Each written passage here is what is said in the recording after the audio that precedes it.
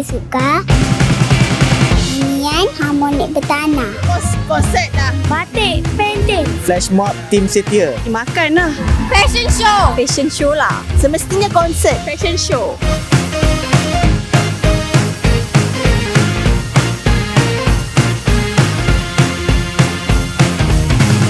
In 2024 Raya, SP Setia has chosen batik as a theme. It's very reflective of the rich culture of Malaysia and as well as our heritage. Tonight, we're going to have a little mini concert of our Raya Open House, which we call it Raya Batik Raya Cantik.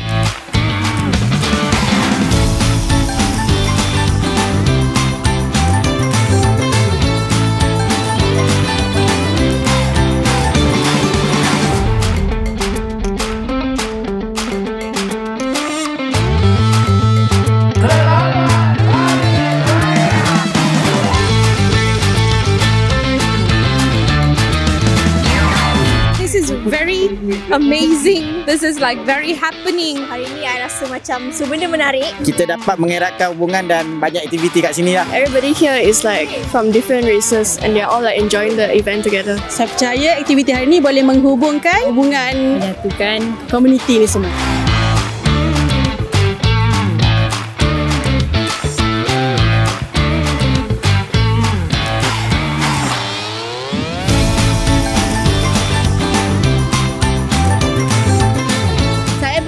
SP Setia akan menggandakan aktiviti macam ni setiap tahun lah. Last thing I want to say congratulations sebab Setia menyambut yang ke-50 kan. 50 years in the business, we want to thank our customers and our supporters, well, which we fondly call them to join this celebration and to really for their unwavering support. Thank you so much.